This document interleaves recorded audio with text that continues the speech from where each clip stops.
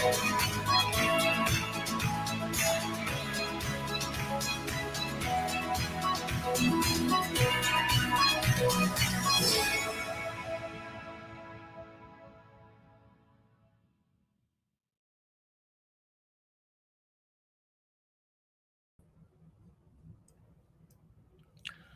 evening, everyone from these regions, and good day to the international audience. Welcome and thank you all for joining us today for this year-end edition as Green Monday edition of ISUC Plaza Series 5, the panel discussion entitled Unboxing Sustainability, Prioritise a Speedy Economic Recovery or a Green One.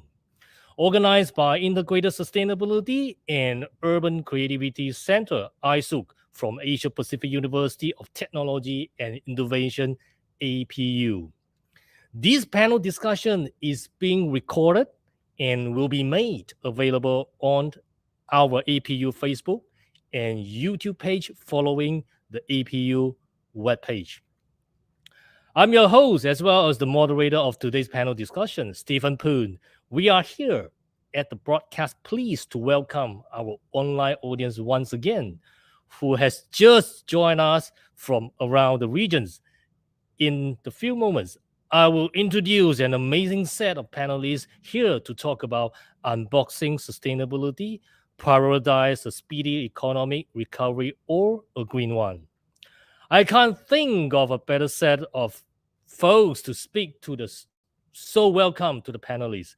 Simultaneously, the audience out there can also use the Q&A function in the social media links to submit your question to our speakers. We have a very diverse panel with the different experiences, with also a very diverse expertise. And I'm sure, like me, all of you are looking forward to hearing the views from all of them. Now, we have 3 panelists, excluding me, and I want to make sure that we get to hear from each of them. A quick background of today's discussion. The economic recovery from COVID-19 is taking hold in countries around the world, but government face a challenge as the shift from short-term stimulus measure to deeper structural ones. The discussion provides insight into the thematic and implementation gaps in the green structural reform agenda as currently conceived, identifies the financial barriers facing the successful structural green recovery, and gives an example and case study of green structural policies that have already been deployed with some success. By offering up some important features of structural measures, drawing on a selection of the key sources largely since the COVID-19 crisis and economic shock. In parallel, it identifies a set of the structural prioritization criteria that governments might formally or informally draw on the decision making around green structural reforms, divided into conventional, advanced, and systemic or political brackets, in combining together with a menu of reforms and criteria for prioritization, offer a combined mapping of structural reforms to prioritize or deprioritize given different objectives and the beginnings of the toolkit for governments and policymakers. Before we kick off the session, I would like to bring everybody through the first panel topic, a green road. How far has Malaysia gone? Why Malaysia needs a green economy instead of a brown one? How much have we spent on the green transition? A review of previous budget. Is the net zero carbon emission target achievable in terms of readiness and progress? I would like to introduce our first panelist, currently Assistant Professor and Director of External Engagement at the School of Economics, University of Nottingham, Malaysia. She has been leading or engaged in multiple economics consulting projects for government agencies like Ministry of Higher Education Malaysia, Ministry of Women, Family and Community Development Malaysia, and Malaysian Communication and Multimedia Commission. International organization involvement like Organization of Islamic Cooperation, United Nations Development Programme, and ASEAN Secretariat. Her research findings have been published by many well-known economics journals, including Applied Economics, Journal of Policy Modeling, Asian Development Review, China Economy Review, Structural Change, and Economic Dynamics, also presented at the top international conferences in more than 10 countries. She appears regularly on media as a guest speaker or commentator at 8TV, Astro AEC, Xinjiu Daily, Nanyang Xiangpao, China Daily, BFN radio station. Please welcome to our first panelist today, Dr. Saizi Xiao.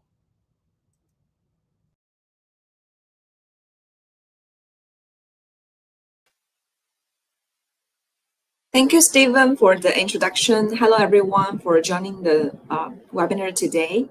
Could you please bring up my slides? Thank you. Okay, today I'm going to provide you a overview or introduction about the progress of Malaysia's green transition from a global perspective and also regional perspective by comparing Malaysia's progress with some of the other ASEAN countries. And then I'll start. Talking about from a policy perspective, that what kind of things has to be done further to, expedite Malaysia's transition for a green road.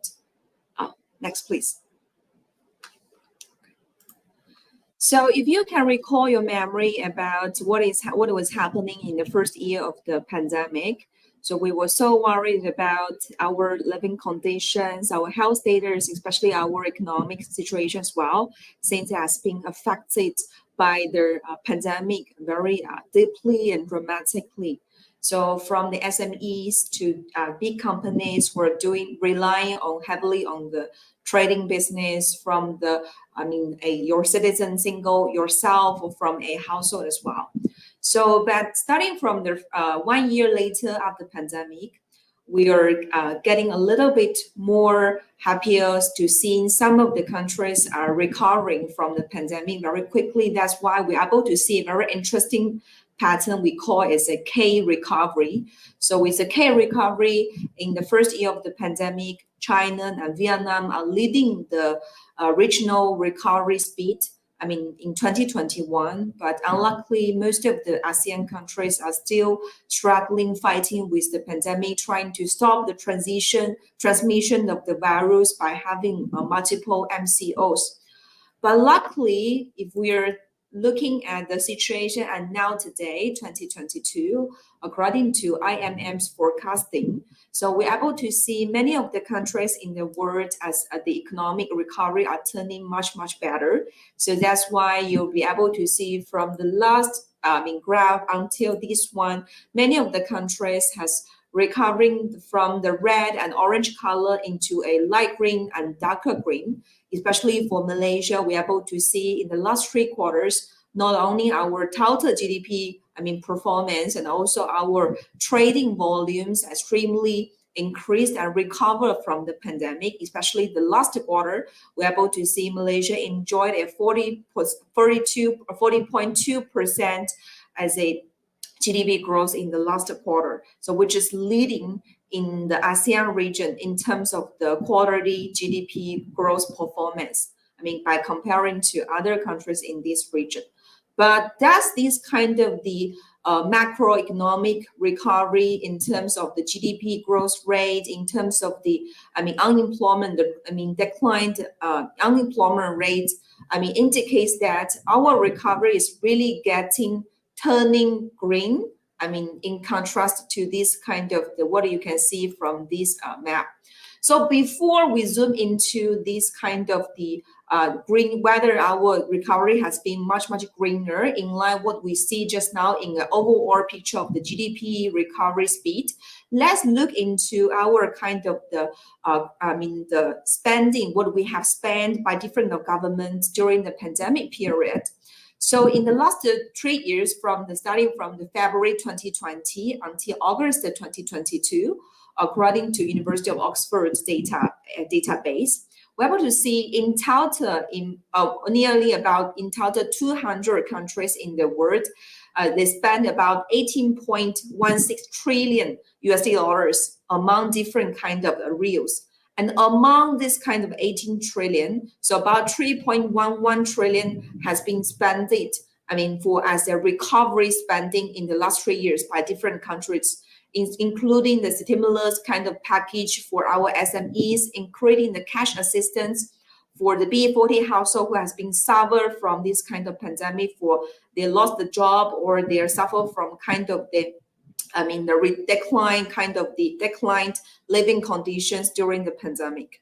So, but if we zoom into this kind of situation, so how much percentage of this total spending or the recovery spending has been regarded or carried with a kind of a green component, we're a little bit, sad to see that only 31% of the total recovery spending has carried this kind of the green component. But if you are looking into the percentage among the total spending, only 5% of the total spending has been regarded as a green spending during the last 3 years. So let's look at two examples. We have another speaker today, who will share with you some of his findings on the green transitions. He's from Spain. So we can see that for Spain in last 3 years, they spend more than 10% of the total GDP for a recovery purpose. But we are happy to see they spend among those kind of the recoveries, amount of the total recovery spending has been spent by the Spanish government. More than 30% of that has been regarded as a green spending. But let's look at Malaysia. So we spend about more than 0.1% for the recovery purpose, but we're a little bit, like I said, to see a very little component of that total recovery spending has been regarded as a kind of the green spending. So if we further break down this kind of the global recovery spending into different kind of the types, we're able to see most of the countries, most of the green spending during the last 3 years from different of the countries has been focused on renewable energy, kind of the natural infrastructure, all these kind of things, and also including the green transportation as well. But does this kind of kind of the recovery spending or this kind of the total spending, which is what's happening in last 3 years, even they're carrying a little bit of percentage of the green spending, will have a kind of the positive, always have a kind of positive impact on our economic recovery, economic growth, on our kind of the environment? The answer is no. If we're taking the kind of the net GHG emission, which is a greenhouse gas emission, as one of the indicator, let's look at the impact of the recovery spending on this kind of indicator. So from this map, you're able to see the higher the score, which is indicated by a light green or dark green color, which means there is a positive impact, which means this kind of recovery spending has led to a very positive kind of reduction in this net GHG emission. But if this you're seeing a kind of the brown color, orange color, or light yellow color, which means there is a negative impact, which means either because this kind of recovery spending are not carrying a kind of the green purpose, or this kind of the traditional recovery spending from different countries has put a very negative impact on the net GHG emission. Maybe it's not able to help to reduce the GHG emission, might be in contrast has already led to an increase the GHG emission in the last 3 years during the pandemic period. If we look at the comparison of the data, current data from the ASEAN countries, you're able to see Vietnam is performing slightly better than many of the other ASEAN countries, including Malaysia, Singapore, Indonesia, and Thailand. This is because the percentage of their recovery spending for Vietnam during the pandemic as regarded as the green spending has been much higher than these countries, and you've been able to has been listed down: Thailand, Malaysia, Indonesia, and Singapore. I'll talk about a little bit of the comparison within the ASEAN countries a little bit more in the next couple of the slides. So before we look, But this kind of the green spending or kind of spending has been focused on the green transition or environmental protection. It's not only happening due to the pandemic. It already has been happened for many, many years, in last 20 years, even before the pandemic. If we look at this, the trend, how does this kind of the volume that been the money, the investment has been spent on the renewable energy in developed countries, developing countries, and developing countries in the last 20 years, even before the pandemic, we have been seeing a dramatic increase starting from 2009 until 2019, which is 1 year before the pandemic was happened. But if you are comparing this kind of the increase or the investment has been spent on the renewable energy by comparing between developing countries and also emerging countries, we are happy to see that there are more new investment has been put on the renewable power. I mean, this kind of the volume has been growing much faster in the developing countries comparing to the developed countries as well. So how does that look like in Malaysia?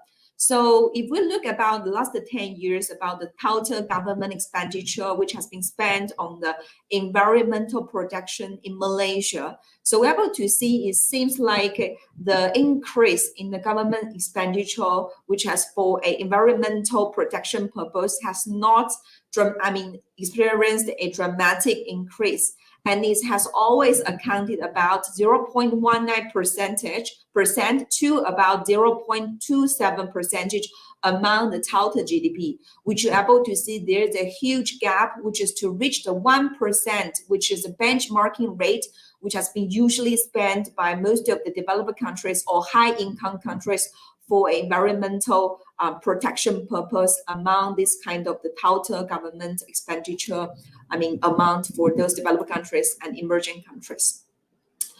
But there is still a gap. Malaysia recently has shown their intention or outlined their intention towards a carbon neutrality or a net zero target very clearly recently in 2021.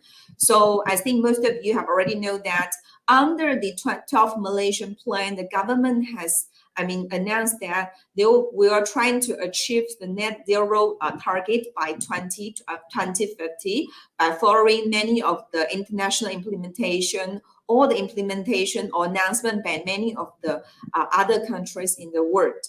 So if we look and before we look into how does this kind of the policies and implementations has been put on the table for Malaysia to achieve this kind of the net zero target by 2015, we have to think about, are we really ready? If we look into the net zero readiness index provided by the KPMG, you'll be able to see Malaysia, is ranked 21st among all the countries. That this looks like a good, ranking or performance to you? Hold on for a moment. Let's look at the total sampling. It's only 32 countries which has been studied by the KPMG for this survey. So which means among these 32 countries, Malaysia ranked the 21st. If we trying to enlarge this kind of the sampling, so the ranking could probably remain as 21st anymore. But we have to say that since the 2021, since the government announced this kind of net zero target in their 12th Malaysian plan, there are some of the policies or initiatives has been taken by the stakeholders, by the government agencies, tries to boost the Malaysia's readiness, try to boost the Malaysia's progress to achieve this kind of the net zero target by 2050, such as the National Electric Mobility Blueprint, which has been already implemented by 2015, which is longer time before the pandemic. So, and recently the government has initiated the Green Technology Financing Scheme to provide, to subsidize the kind of the stakeholders to be involved in this kind of renewable energy building and transportation and manufacturing business. Beyond that, the government has already coming up with an energy audit conditional grant to provide further kind of the financing support for the stakeholders. And some of the other kind of the stakeholders like the EPM, Bank Negara has also initiated some of the key important, great, impressive kind of the policies or programs to boost this kind of readiness for this kind of progress for Malaysia to achieve the net zero target by 2020, such as the Bank Negara's CCPT or the BBI. So if we look into the kind of the comparison by comparing Malaysia to other ASEAN countries, so since we have done so many kind of the policies and come up with some kind of programs from the stakeholders, is that enough for us to get ready to achieve the kind of the net zero target by 2015? I have to say there are more actions are needed from to achieve this kind of net zero target from the new budget from the new government.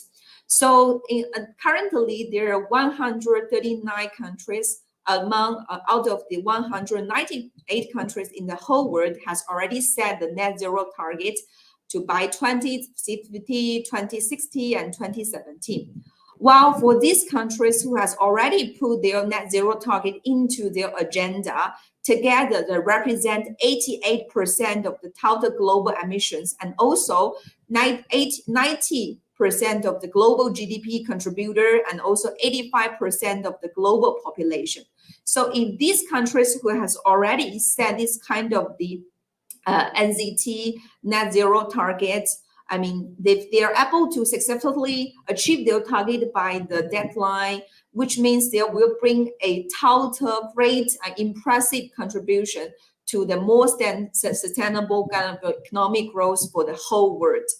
If we look into this kind of the comparison for Malaysia versus other countries, you're able to see actually almost every country in ASEAN, which means Brunei, the data is not available from this net zero tracker database from University of Oxford. So from these 9 countries has been listed from the ASEAN countries has already set the net zero target and by 2050, and some of them by 2030, and one of them by 2060 is from Indonesia.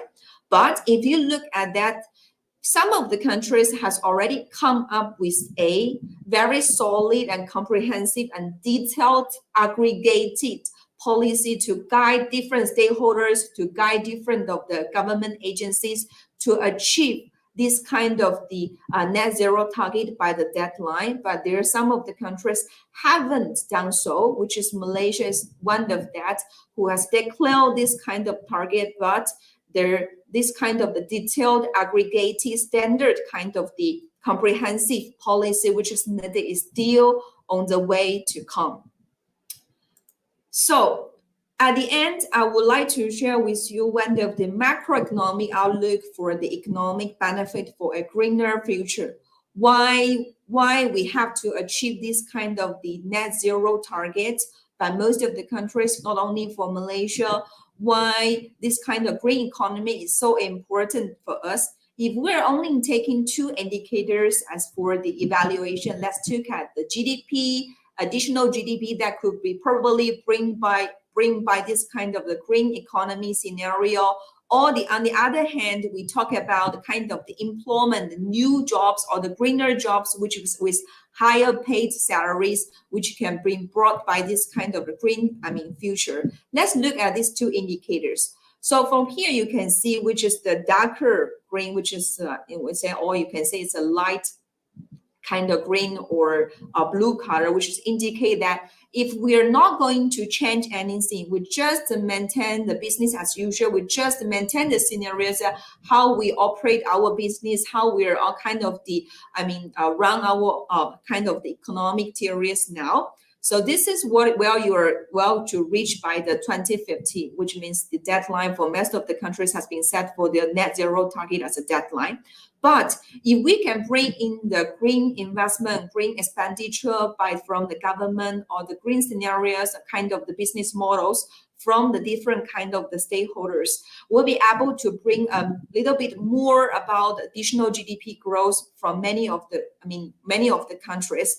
If we are spending 2% of our GDP for the green economic areas, which means For Malaysia, we have to starting jumping from a 0.2% of the GDP, which has been spent for the environmental protection. We have to be increased that for the 2%. We will be enjoying a higher GDP growth at the end of the day by 2050. So if we look at about the kind of the benefits which can be brought to the employment fields, we will look into the agriculture, transport, or energy, this kind of the three industries which can enable the kind of the green technology or green kind of the business models much faster than the other industries.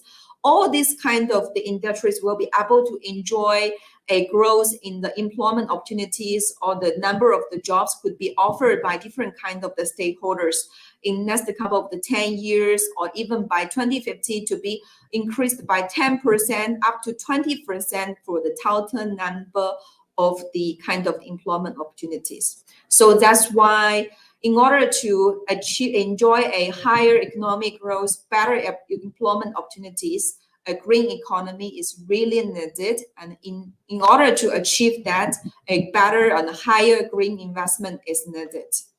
So that's all from me for the presentation on a macroeconomic overview. I think the other two in the speakers today will share with you more from their perspective as the stakeholders or industry players. Thank you, everyone.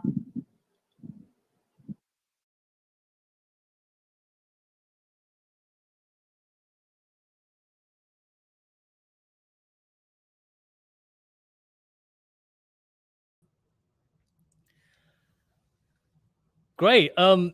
As the public health crisis recedes and the number of the people vaccinated increases, it seems that the economy is on the road to recovery.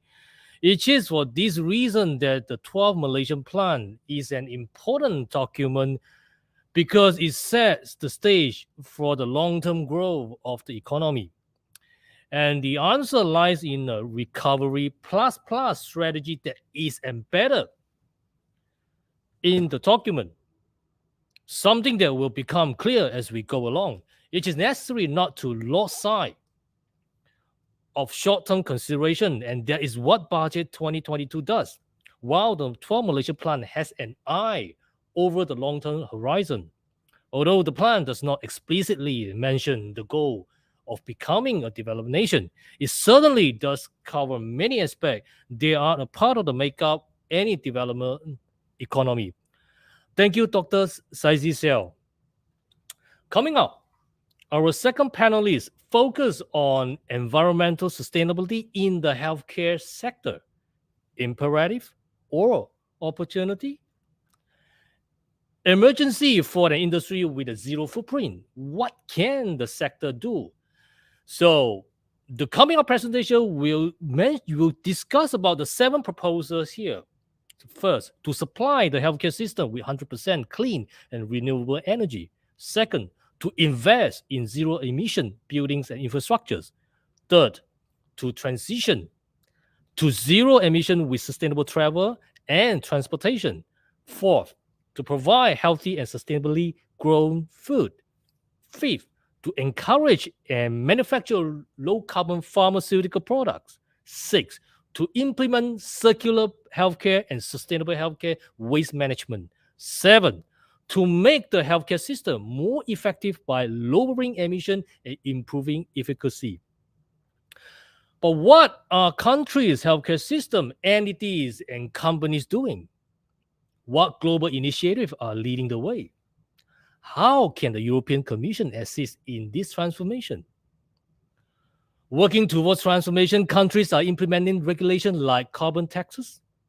The financial and banking sectors have integrated ESG, which is the environmental, social, and governance standards, into their financing criteria. For instance, United Kingdom is focusing on the zero footprint strategy for 2040. The German government is financing hospital reform with sustainability criteria in all their services. Right. The second panelist of the background, has 20 years of international management experience in the life sciences and healthcare across Europe, East Asia, and Oceania. with special focus in sales and marketing and cross-functional team leading. Good establishment in the Asia Pacific region, developing successful multicultural negotiations with excellent communication skills and empathic personality and inner motivation towards service to others. Founder and managing director for BCN Smart Technologies, member of the board for Eurochamp Malaysia, European Union, Malaysia Chamber of Commerce and Industry, and chairman of the board for Malaysia Spanish Chamber of Commerce and Industry, La Camara. Here we are. Please welcome Mr. Jordi Poramon. Mr. Jordi Poramon.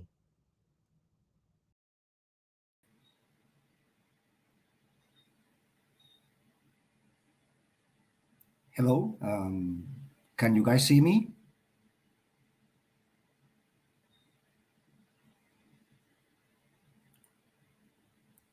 Okay, now, because I couldn't see you all. So thank you very much for having me here this evening. Thanks, Dr. Stephen and the rest of panelists for, by the way, Dr. Sai's incredible presentation. So as you said, Dr. Stephen, the healthcare sector has a large impact to the ecosystem. And, today I want to talk about a very important concept, which is the concept of One Health. Yeah. So if you can bring up the slides and then we start the presentation. Thank you. So answering the question that you were asking me, Dr. Stephen, environmental sustainability in the healthcare sector is an imperative and opportunity, and basically is actually both, and they must go in tandem. Yeah. So I wanted to start with this, the concept of One Health. I'm not sure if everybody is familiar with it, but it's a concept that now it's presented by the World Health Organization and other United Nations organizations. But I think after the pandemic, that's a very interesting advice to all of us. We are all interconnected, animals, people, and environment. And when we get sick, the environment gets sick, and the other way around. So I would like to summarize what it means. One Health is an integrated, unifying approach that aims to sustainably balance and optimize the health of people, animals, and ecosystems. It recognizes the health of humans, domestic and wild animals, plants, and the wider environment, including ecosystems, are closely linked and interdependent. The approach mobilizes multiple sectors, disciplines, and communities at varying levels of society to work together to foster well-being and tackle threats to the health and ecosystems while addressing the collective need for a clean water, energy and air, safe and nutritious food, taking action on climate change, and contributing to sustainable development. So it's actually talking about everything, and it's important to understand that the health care industry has a large impact to the environment. Next slide. Let me see here. Yeah, okay.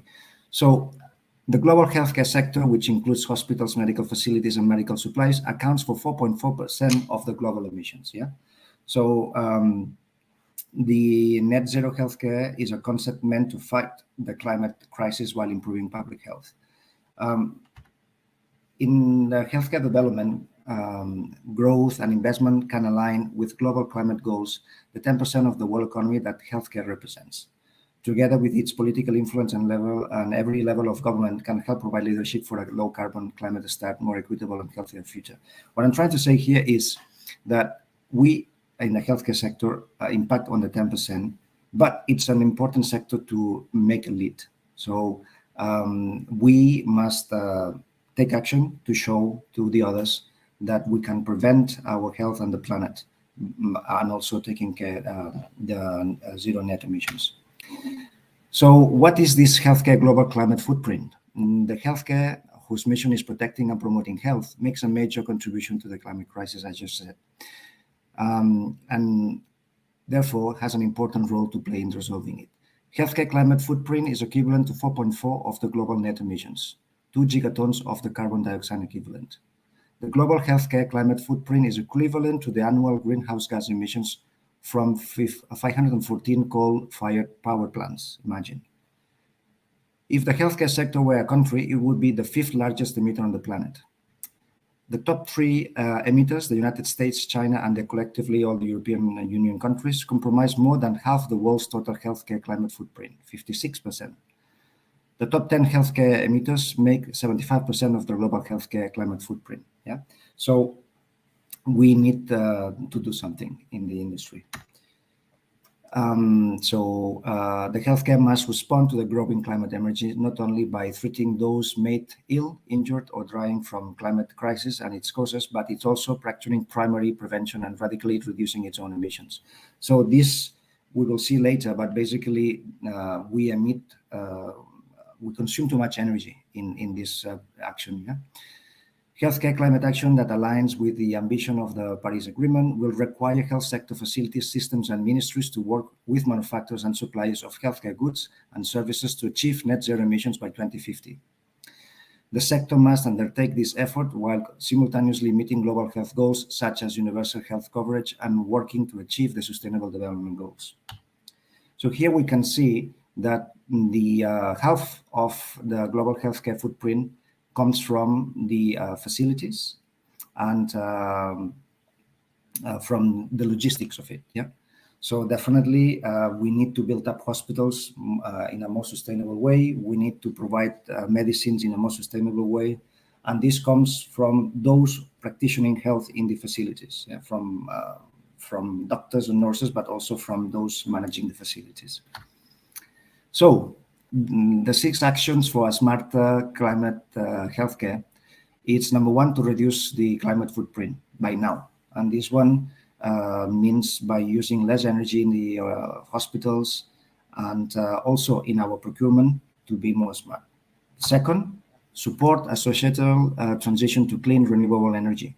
So it's important that also all those facilities, which are the ones consuming the majority of energy, they use renewable energies. And today, that's not the case in a majority of the hospitals worldwide.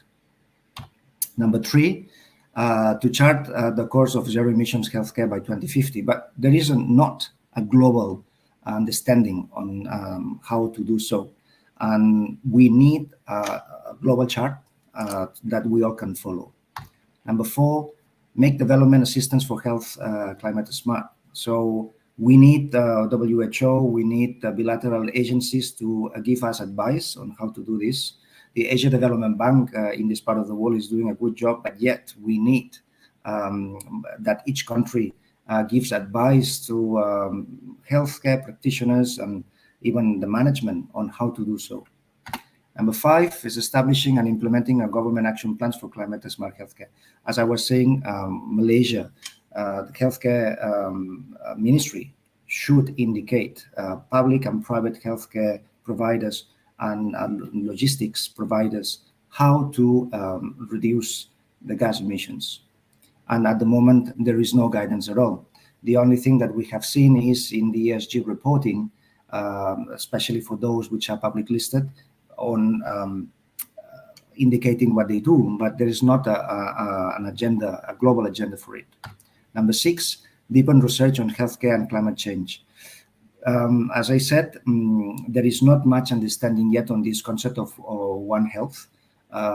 It requires more research. It requires that researchers in the hospitals, they collect data, and then with data, they create more awareness. Number 7, collaboration. And I think that's the message here, that we all need to be together in this activity. Every day in the hospitals, when we implement our technologies, people is always asking us, why do you guys collect this data? And the reason why we are collecting data is for us taking smarter decisions, we need to do research, we need data. And there is no data available. Yeah. So then in order to do so, we need to collaborate. We need to collaborate the private sector and then the public sector, and especially everybody that is involved in the activity. So my conclusion on this is that fostering environmental sustainability in healthcare systems can provide measurable benefits and opportunities in terms of health protection and promotion, financial savings and improved efficiency, increased community resilience, and reduced environmental risks. So the driving force for pursuing this environmental sustainability in health systems from recognition of synergies and opportunities that exist between health and environmental sustainability. So to end with this short presentation, I think that what is important is that with vision without action is merely a dream. Action without a vision just passes the time, and vision with action can change the world. Then again, just to wrap up, the concept of One Health, if we are all aware, we can change the world and we can have a greener and a healthier world. Thank you. Gracias.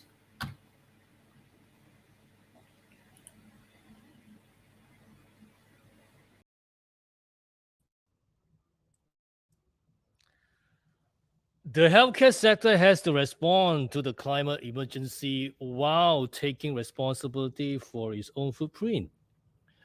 It must do so not only by carrying the health problem derived from this emergency, but also by putting the principle of prevention into practice to lower its own contribution to the problem. Health organizations, professionals, and the sector as a whole, as an integral part of it, have a huge impact society attitudes, changing the habits. Thank you, Mr. Jody Poramon. In furtherance of the topic, let's look at our future rest with a green transition. This suggests we are looking for the return to the world we left behind, the pre-COVID world, a world where supply chain was stable. Politicians and economists use GDP as a matrix for their careers and to maintain consumer confidence. A world that gave us the illusion that infinite growth from finite resources was possible. A world where we could still deny climate change. There is no such thing as a speedy recovery or a green one. The only future possible is a green transition. It is doubtful that we shall be able to adapt to climate change in the short term. Climate change will hit us too hard and too fast. We are woefully unprepared for the impending collapse in the weather system. We continue to undervalue primary raw materials, the natural capital of each country. Most political fortunes are built on the premise of maintaining our current quality of life, whatever the cost may be. The world will enter into wars over resources regardless of how futile this endeavor will be. Yes, last but not least, our third panelist, founder of Circular Economy Asia, CEA, since 2016. Her journey began when she became interested in infrastructure design for recyclable resource recovery recollection system. From there, it was an easy transition to the circular economy and the founding of CEA in Australia with a registered branch in Malaysia known as Circular Asia Association, CAA. In early 2020, she launched Circular Skills, an online education platform dedicated to skills development for the circular economy.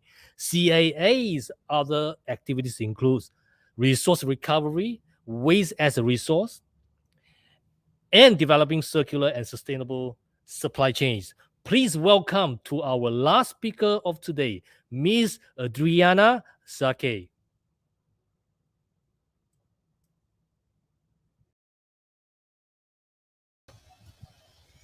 Thank you, Stephen, for that wonderful introduction, although it does sound rather pessimistic, doesn't it? But I'm here today to give you a rather optimistic presentation. So can you please show my slides? All right, so as you can see, the title of my presentation is Our Future Rests with a Green Transition, and it's not negotiable. The question is, what are the actual implementation requirements to actually make this transition? So hello, I'm Adriana Zake. I'm CEO and founder of Circular Economy Asia. And this is the transition. So our world is made up of two things: materials and energy. That's all. The elephant in the room, of course, is climate change. And everything that we do will be underpinned by our need to reduce our emissions. I'm actually not a fan of net zero. I think we should be targeting zero emissions. That should be our target, and not net zero. Net zero still gives us too much leeway to continue on with business as usual. And I don't believe that's an option that we should continue on with. But before I continue on with the kinds of opportunities and the growth that comes from a green transition, it's really important to bring up the point of degrowth early on. So degrowth broadly means shrinking rather than growing economies. So we use less of the world's energy and resources and put well-being ahead of profit.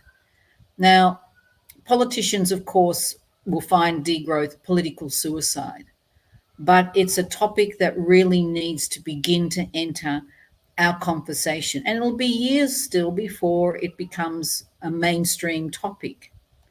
But we need to start to begin that understanding of what degrowth means and how it's going to apply to our future world. Now, where is the growth in a transition to a sustainable world? Of course, everybody wants to know that, including politicians, policymakers, bureaucrats, businesses, academics. So I'm going to give you a very short outline of where I think the hotspots are. Of course, this is not comprehensive. There are many more hotspots that I've have not included in this presentation. But anyway, here's just a few. First of all, we've got renewable energy, of course. Now, to reach net zero emissions by 2050, the world will need to create 14 million clean energy jobs, according to the International Energy Agency. 14 million by 2030. That's a substantial number of jobs. And of course, many of them will be here in Malaysia. But 60% of energy employment growth to 2030 requires at least 2 years of post-secondary education. So it's not something that if you're unemployed today, you can think, oh, great, I'm going to go and work in the renewable energy sector. If you really want to have a job and you want to maintain that job for the long term, you're going to need to have skills training.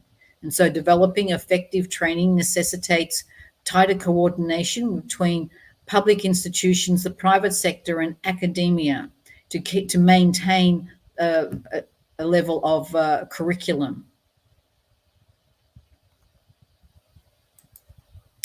Now, hydrogen is a very hot topic within the renewable energy sector. So at the moment, hydrogen constitutes a small portion of the energy workforce today, but it will be an important area of growth, demanding highly skilled workers to establish and expand these industries. Now, currently, there's around 35,000 people who work in hydrogen production, and that's minuscule. That's a really tiny amount of people. However, this sector is expected to see high growth, requiring skills that are potentially compatible with those of the oil and gas industry, but requiring specialized safety skills.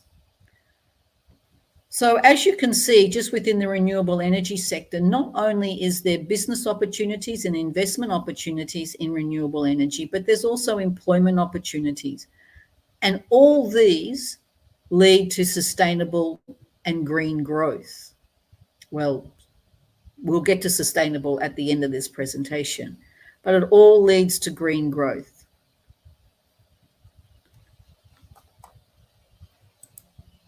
Now, the next hotspot is regenerative agriculture. And this is something that Malaysia is really going to have to wrap its head around, because Malaysia needs to improve its food security.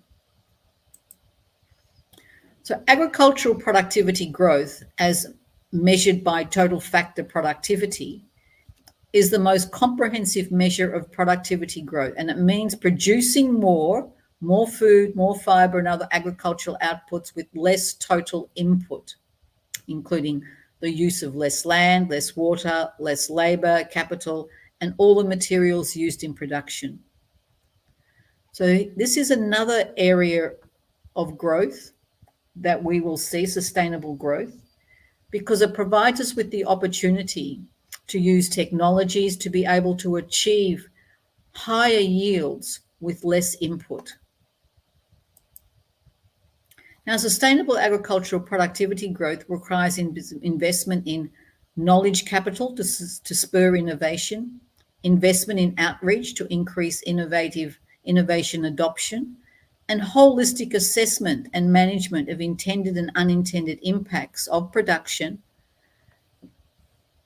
impacts of productivity, growth on our social, environment, and economic outcomes. So again, here are the steps that we need to take. These are the practical steps that we need to think about and consider when we're talking about regenerative agriculture. It's not enough just to simply talk about, oh, you know, we really need to get involved in regenerative agriculture and it's all organic. It's much more complex and much deeper than just organic farming.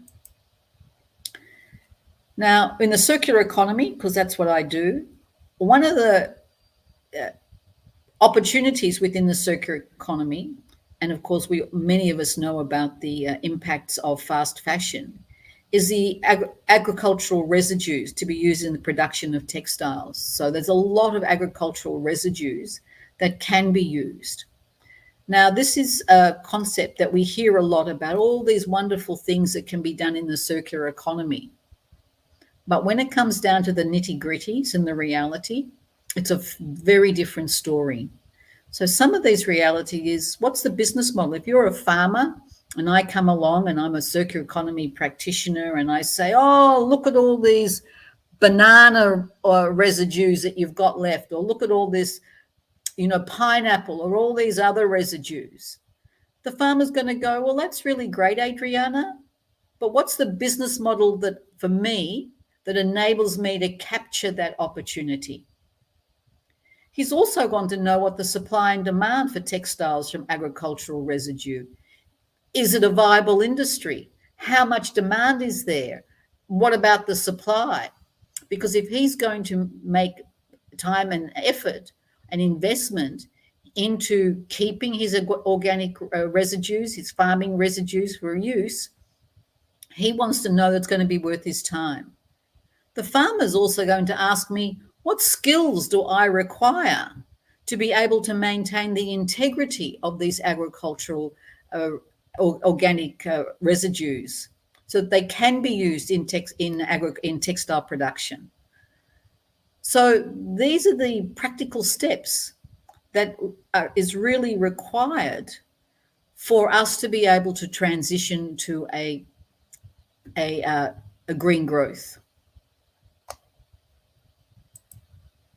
Now, of course, sustainable manufacturing is another big area, particularly in Malaysia, because during Mahathir's years, he invested a lot of time in developing the manufacturing sector in Malaysia. He saw that as a great area for economic development, and Malaysia's done quite well out of the manufacturing sector. But is it sustainable? Is Malaysia's manufacturing industry sustainable for the long term? And it's the creation of manufactured products through economically sound processes that minimize negative environmental impacts while conserving energy and natural resources. So all this is great in theory. So if I go along to a manufacturer and I say, you know, you really need to change, and I'm going to tell him what I'm going to read this out, and he's going to say, well, you know, that's great, Adriana. What steps do I need to take for me to become a sustainable manufacturer? And I'm going to tell him that we can look at his emissions, resource consumption, so use of virgin and recycled materials, your remanufacturing options, maybe there might be additional business opportunities, water, there's pollution and biodiversity commitments as well. So that's the kinds of answers. Now, within all these 4 points, there are also subsectors, and the subsectors are there's quite a number of them in the subsectors. And not all of those subsectors will apply to every manufacturer. But all of these 4 points all apply to all manufacturers. So it's just when we get down to the details, do we start to differentiate between what's applicable to one manufacturer and not applicable to another. Now, of course, the manufacturer that I go to, the first question I will be asked is cost. What's this going to cost me, Adriana? You see, most manufacturers and most businesses, and this is the problem that we have not just in Malaysia but across the world, is that they see sustainable manufacturing as a cost rather than a transition to a new operating system. And the way I try and describe that to companies is that I say, you have a computer, and everybody, of course, says yes. And I say, well, when you transition to a new operating system, what happens? So like I have an Apple Mac, so automatically I get upgrades for that operating system regularly. Microsoft now do the same thing, except before they didn't. Before you actually had to pay for those upgrades. So it's exactly the same thing. Businesses need to upgrade their system of operations in order to last for the long term. And any upgrade normally costs you money. But the aim is that once you have upgraded, and if it's done properly and we've taken all the right steps, you should be able to see some cost benefits out of that. You should be able to see some cost reductions. You may even find that there's additional business opportunities and profitability through different revenues that you didn't even explore that are now available to you because you are now taking a more sustainable and circular approach. So while manufacturers may understand the future, many of them will leave the expense until the last moment or until regulation forces them to change. And that's really a high-risk strategy. You cannot leave that to the last moment. You just will run out of time. Climate change will get you in the end. There's absolutely no doubt. And the trend towards sustainability and other companies who will beat you to the finish line and consumers who will dump you because you are not sustainable will all begin to create momentum. So my advice is don't leave it to the end or wait for government regulation. In the words of Mark Carney, you will go bankrupt. Now, secondary raw materials. I'm terribly sorry about the slide. As a presentation, it doesn't seem to have worked well on this. I should have done it as a straight off my computer, but doesn't matter. Now, secondary raw materials, that's really a topic very close to my heart. That's my thing within Circular Economy Asia, and it has two elements. The input of uncontaminated end-of-use cycle items by industry and consumers. It's not recycling. People think secondary raw materials, all the work that I do is, sophisticated recycling. It's not.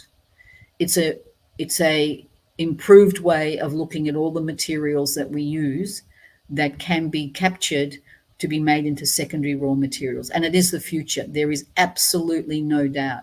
And it has huge business opportunities and employment opportunities and innovation opportunities. So we have the input of uncontaminated end-of-use cycle items, but we also have the output of secondary raw materials for feedstock to be used by manufacturers. Now, the quality of secondary raw materials is critical for manufacturers to trust the system. So that's why I'm here in Malaysia. And without quality standards and verifiable processes in place, it will be difficult for manufacturers to transition to secondary raw materials as feedstock. So we actually need to be able to put the processes in place in order for a secondary raw materials industry to function. And then we can do all this work, however, we still are governed by the laws of supply and demand. Now, as you know, we have an abundance of end-of-use cycle items. Many people call it waste. I do not. I don't like that word. I find it far too negative. I much prefer the word end-of-use cycle. So we have an abundance of end-of-use cycle items. But while we have this abundance, the demand side may take some massaging. So what that means is that, for example, we can make building materials out of Tetra Pak cartons. So the drinks, and I have soy milk in Tetra Pak cartons, and many people buy drinks and other products in Tetra Pak cartons. And when they reach the end of their use cycle, you've emptied it out, the liquid, you can, those building materials, that can be turned into a building material. But who's going to buy it? Is there a market for building materials made out of Tetra Pak cartons? So this is what we need to develop, and we need to get over that perception that these are low-grade building materials.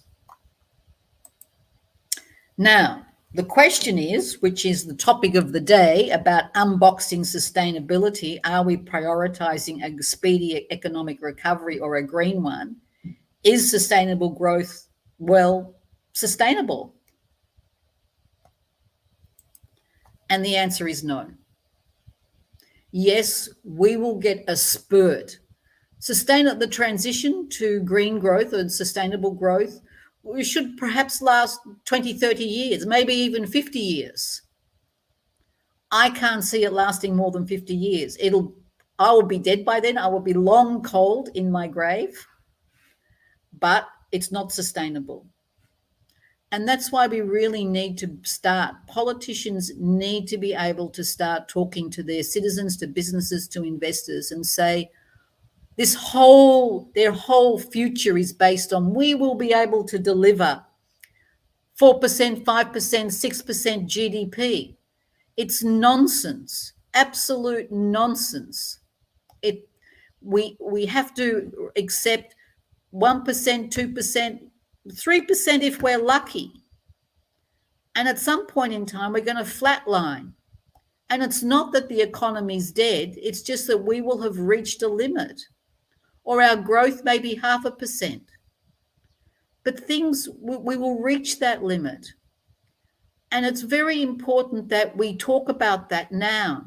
We don't have to get on a loudspeaker and talk about it, but it's an important concept. So future generations that are coming up, so Generation Alpha that are coming up, they understand that their future is going to look very different to their parents, and that their future is not going to be based on 4 or 5% growth. And they need to understand that they will have smaller cars, houses, perhaps less travel, use more public transport, and have sustainable food systems. And this is just to name a few. That's their future.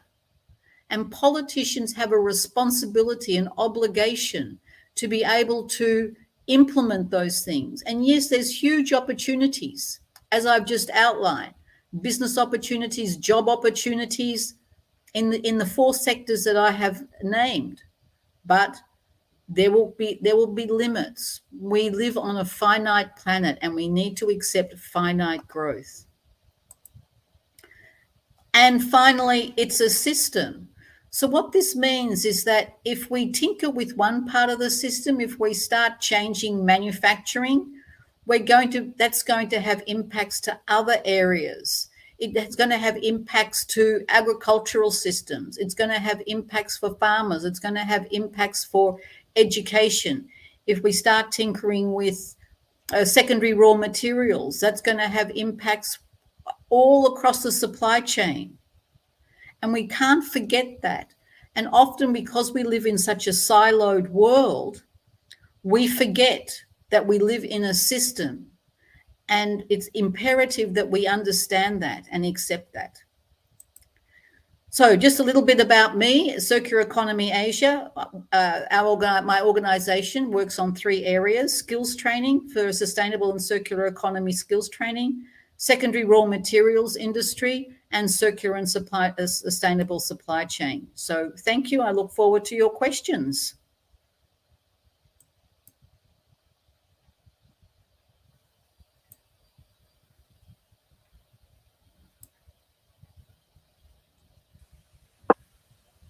Our world consists of two key elements: energy and materials. These two keys hold the answer to carbon emission and green future. Yet we still do not fully recognize the value of material science.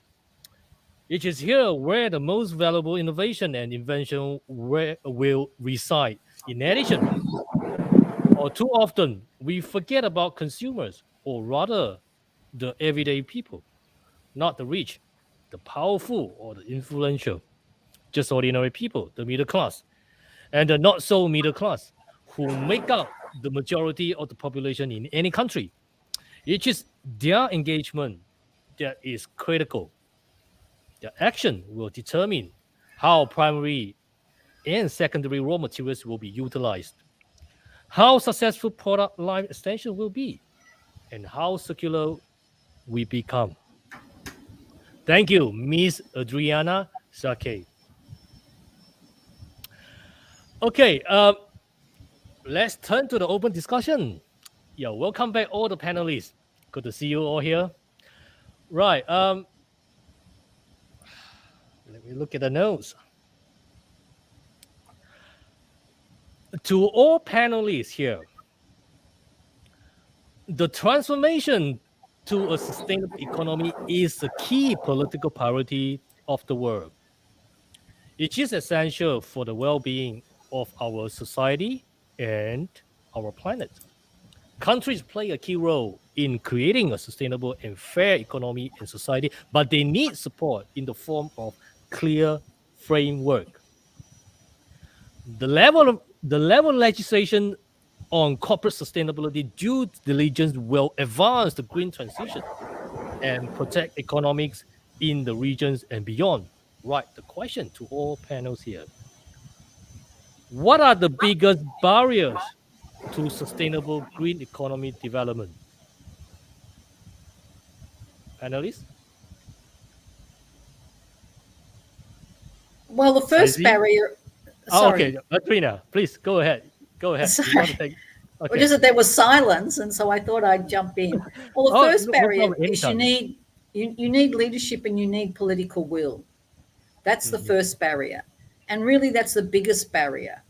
So we have a new government here in Malaysia, Prime Minister Anwar Ibrahim. So we really need leadership from his team, his cabinet, to be able to begin to push this forward. So one of the issues, though, that I noticed during the election, which was missing as opposed to other elections around the world, is that there was very little or no talk on climate change. So that will come up, and it will need to come up. So we need to be able to discuss that maturely and in ways so that it can drive sustainable growth. Okay, thank you. What about Jody? What is your point of view? Well, I am very much in line with Adriana. And basically, I think that the laws are not following really this development. So we have two problems: awareness and law. Yeah. Then the European Union has launched a green law. Yeah, and then they are doing some works on that regard. But it's true that Malaysia is yet behind on that. And, few of our discussions here in Malaysia, together with the EU delegation and the Malaysian government, always end up with the same. There's not a common law that we can then work together. Then the other thing is awareness. And awareness is not only for politicians, it's for everybody. and the only way it's by creating data. I can talk in a particular aspect, but going back to my business, right? Healthcare waste, and it has a large impact to the environment, and there is no data. We don't know how much waste, infected waste, which is not only normal waste, is infected. We don't know how much is going to the environment, and there's no data even how it's treated. So data, awareness, flow. Okay, thank you, Jody. Saisi, what is your take on that? I think beside the leadership and the wellness, I think regarding the situation of Malaysia, I think availability and also capability is also an issue. So number one, because 95% of our enterprises are SMEs. So how can we make this kind of the green transition for these SMEs affordable? I think is one of the big barriers for them. So either government can provide some matching grant for them to be used as an incentive, or some of the commercial bank can come up with some like a ESG, I mean loan for them to apply to do this kind of transition. Another thing is about capability, which means we understand that when we are talking about digital transition in last couple of years, we always talk about Malaysia has a brand drain problem. So we do have, people, citizens have good digital skills, but they all migrate to most of the other countries for a better paid job. But this is same case for the green kind of technology or green economy related industrial skills. So do we have this kind of the skills? I think for the moment, there's still a big shortage for that. Okay, panels again. How to develop environmentally sustainable economic development to slow down the unfavorable warming of the Earth climate? Probably another way I ask you, everybody, what are the most serious problems of the civilization development that should be solved as soon as possible? What are the global problems for which research should be developed and solution to these problems we solve in the subsequent years? Stephen, that's a big question. You know, you've got 198 countries that signed up to the Paris Agreement, and they're all asking that question. So that's the reason why we are all here. So but what is your point of personally, view? Yeah. I'd much prefer to discuss with, to talk about the points that Saisi brought up in regards to the SME sector, because all economies, not just Malaysia, but all economies have a majority are made up of MSMEs. So, I live here in Penang, and I can walk down the street and there are hundreds, thousands of very small businesses. And many of them are not going to get bank loans. Many of them are even unbanked. So they're not going to participate, and the government doesn't have the funds to fund all these programs. So for me, obviously, this is something that I've thought about for quite a long time, is that you can participate in a circular and sustainable world. Every single business can participate. There are just different levels of participation. And that's what you need to do. You need to be able to get all companies 100%. Well, you're never going to get 100%, but anything below 80% is you're losing. So you want to hit 80% or more. But you can get participation from everybody, even small actions, but by large numbers will contribute to a circular and sustainable world.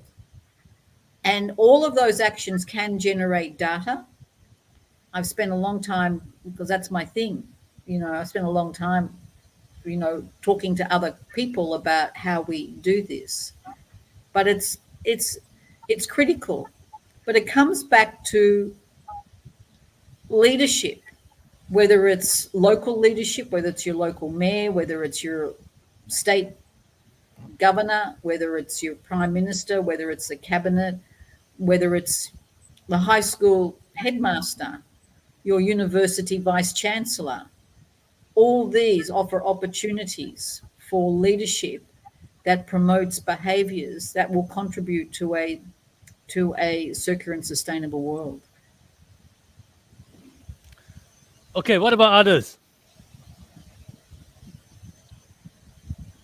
Saizi or Well, if I Jordi, can you chip want to in, go for the second? yeah, I can chip in. Go on. I really Yeah, like Jordi. what Adrian is saying all the time. And look, I think that we need to empower the population, and digital transformation is allowing us to communicate better among ourselves, and we can push data all the time, and we can, everybody can report on what's going on.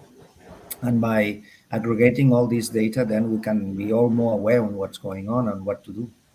And this is the opportunity that we didn't have maybe in the past, and now we have. And by the way, Malaysia is doing few things, not maybe at the federal level, but yes, at the state level. And Selangor is one of them that is doing a few things. For example, it's enabling the population to report on their waste management. Very simple. They use their smartphones and they can report on how they do it. It's a small thing, but this is empowering people. And I think that's the only way to do it. Yep, that's Saizi. exactly right. Saizi? I have no additional comment on that. The question is too big for me. Yeah. No, but you see, I'm with Geordie because I'm often saying we don't know anything about what's going on. Because we don't have the data. We're not generating the data. We don't know anything about anything, really. Sure. Let's move on. How should green economy be developed to allow for a globally sustainable pre-ecological economic development? Probably another way to ask this: how should new economics be developed according to the green economy concept? With which instrument and pro-ecological policy reform should be developed to make it possible to achieve globally sustainable, environmentally friendly economic development in the coming years? I'm sorry to keep talking first. It's a sector by sector. I actually gave a presentation last week to the Vietnam Circular Economy Institute, which was hosted by the ASEAN Japan Center. And in there, I explained in quite detail about how policy can work. And I gave a case study of how it can work within that. And it's really drilling down sector by sector. There's not a one size fits all. So you need to do a detailed analysis of your economy, and you need to drill down sector by sector. And then you need to be able to evaluate and implement those policies. You should not have a policy one size fits all. And once you have a policy, you can create implementable programs.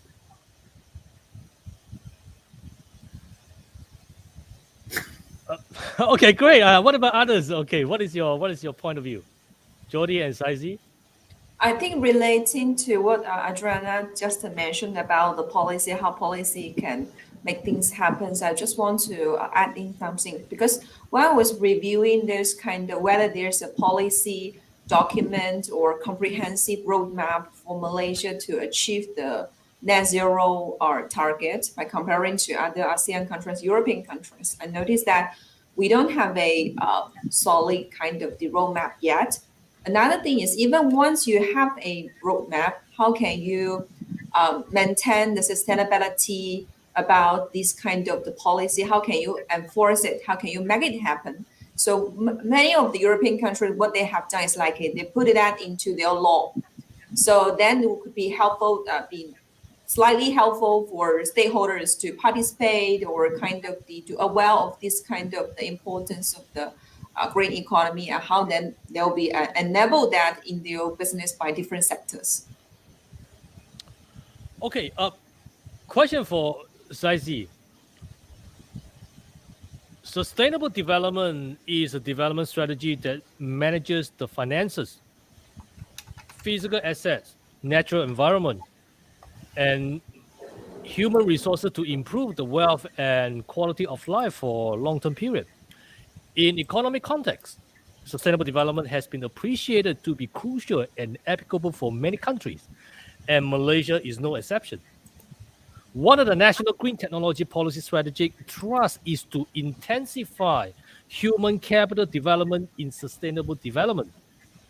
The motivation should be the ability to supply green technology initiative for the demand of the local and global markets, creation of opportunities and contributing to the growth of the national economy. So, Saizi, what target does the Malaysia Digital Economy Blueprint, which is My Digital, set for the greening of the country's economy, and what is the time frame involved? Okay, I think the My Digital Blueprint, that one has been implemented for almost nearly 2 years. So by middle of February next year could be 2 years already. So I think the one of the interesting thing for how to say the Malaysia Digital Blueprint did included is they are trying to how to say bring up to provide kind of the sufficient like a funding for the local, I mean startups, especially focused on the green technology area, environmental protection areas, I mean to grow up. So they are trying to help about up to 5 startup companies to reach their target by 2030. So I think this is very similar to what the the Middle East country they are trying to do. They're trying to use this kind of the digital skills and advanced technology, fintech, to help this kind of the local SMEs not only to go through this kind of the green transition, but also to grow up to become a big company. Then in later on, this kind of the big companies, which originally are startups, got this kind of the sufficient funding from the government, can help the other small SMEs from the Malaysia to let them see the kind of the business opportunity and this kind of the prospects of the green economy. Yeah, that's one of the things has been initiated by the My Digital Blueprint. Okay, Saizi, do we need to allocate the budget on the domestic as well as the natural resources-based craftsmanship to promote green economy recovery and reshaping business for nature and people? Let's say we assume that every country will possibly have emphasis on increasing their own products alongside domestic and natural resources-based products will have a huge impact on GDP in post-COVID-19. Yes, actually, that was what has Malaysia has been, doing in last couple of the years. So ISIS did a review on the previous 5 years budget, so which means 2021 forward. So about 0.8% of the total budget has been allocated for this kind of the green economy related areas, including the kind of the products to support the local products, kind of things to enjoy the prospects from the green economy. That has been done, and also the kind of budget has been allocated by the previous 5 years budget as well. But since the new government has announced that probably in early of January we will be able to see the new budget. So we're now hoping to see the government will be able to allocate more higher percentage of that to support the kind of the green economy related to local products, business owners to do these kind of things. Yeah. Okay, let's tap into the zero carbon. What types of investment are needed to create a zero carbon, climate resilient economy, and how are they different from current investment? What are the barriers and challenges that the private sector is facing to accelerate the climate transition?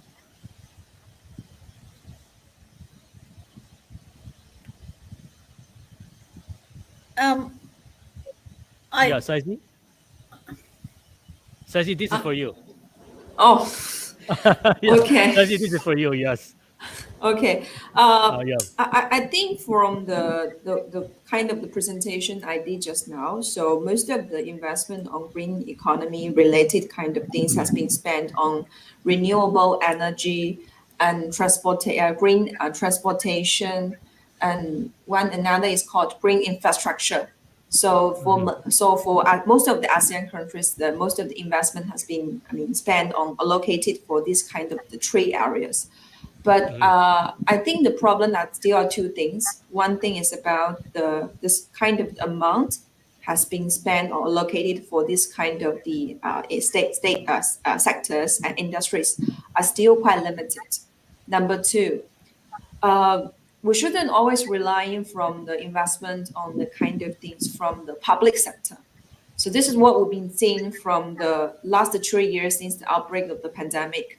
While Malaysia still enjoyed a very dramatic kind of the growth, GDP growth in last three quarters, it's not only because of, but during the time we don't have this kind of the huge amount from the FDI or the investment from the public sectors. It's because of the investment from the private sector and also the consumption from the private sector. So I think that this is the things we have to think about. So I also see there's a question coming from the audience. So how can we encourage our private sector to participate, also invest in this kind of the area, then to in partnership with the public sector, with the government agencies to move forward? I think these are the two biggest kind of the challenges for now. Adriana, you have something to input? Well, I've always got something to input. Yes, please. I'm always opinionated. I'm sure we are welcome. We are welcome. Adriana, please. I'm sure you've already worked that part out. You've got to have the investment. You can't just throw money around and call it investment. You have to have a reason for that investment, and people will want a return on that investment. So, for companies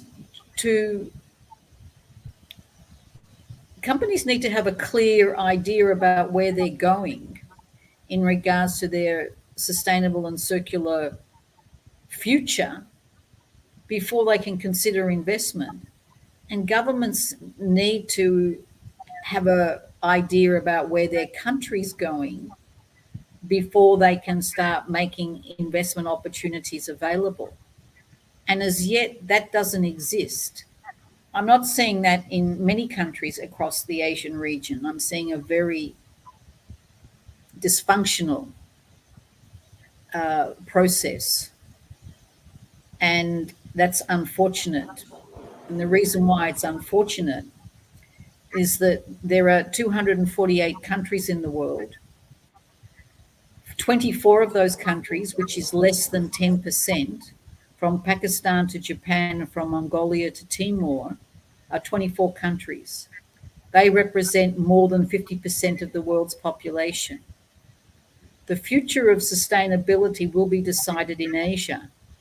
When you have dysfunctionality in Asia with more than 50% of the world's population, you're in deep trouble. And we are in deep trouble. So it's imperative that Asia lifts its game. Now, Joe Biden at G20 just gave Indonesia $20 billion as part of to spur on their renewable energy. But that's only half the issue. The other half is a system that enables for that those green energy products to be able to be reprocessed, so those materials are not don't end up in landfill. And there's additional growth opportunities and business opportunities and employment opportunities within a holistic process. But that's not being considered. I'm not seeing that. It's just, here's $20 billion, and I'm sure Malaysia would love a slice of the pie, of the trillions of dollars that will be made available. And Malaysia hasn't really done a lot over the last few years to capture these opportunities. and there's reasons for that, which I'm not going to discuss.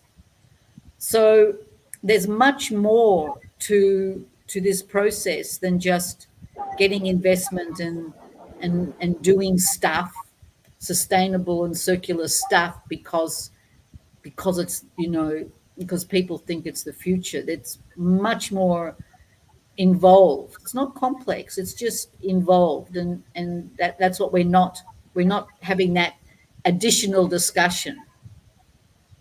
I talk to myself, really. I mean, I have cats, I talk to them, really, and they just Yeah, it's meow. being cliche, isn't it? Okay, thank you. Stephen, can I have a question actually? Just now, Adriana mentioned that like if you want to encourage this kind of the stakeholders or sectors to go for this kind of green transition, we have to let them see the kind of the return or benefit, or instead of just randomly spend the money. So I want to get to know from Jody, like for the health sector, if this kind of the green investment for kind of green transition for health sector. So how does the healthcare, stakeholders can really benefit? Usually what are the indicators they use to evaluate this kind of the benefit or return? I'm just curious about that. Well, it's a very good question, and I wish I would have a comprehensive answer, but I will just come out with something, and it's the healthcare industry. It's very much logistic intensive, very much. And second, it's also, logistic intensive means that contaminates a lot, consumes lots of energy, and it requires green infrastructure. And now we have a major problem, which is that we don't have doctors and nurses. So combining these two, we don't know what's going to happen in the next 30 years, but most probably healthcare is going to be provided at home. And then this is a completely change of paradigm that will involve us as patients at home contaminating and bringing us medicines at home and service at home. So it's a completely change of paradigm what's going on at the moment. Then my opinion is there is not a very clear drive on how to reduce the impact to the environment of this industry yet at all. There is not an understanding, there are no indicators, and we can see in the data I have published earlier, half of the impact comes from healthcare facilities and logistics. Then I think it's a circle. The manufacturers of medical technology use, for example, lots of plastic. Everything is plastic. So there is no enforcement on that particular space. So everything it's from the beginning, from the top, Then the only thing I have seen a change, to tell you the truth, in the recent times is when it comes to ESG reporting for public listed companies, meaning hospital groups which are listed. And, all of a sudden they started to publish data, but, there is no data available. So you go through those reports and reports are empty almost.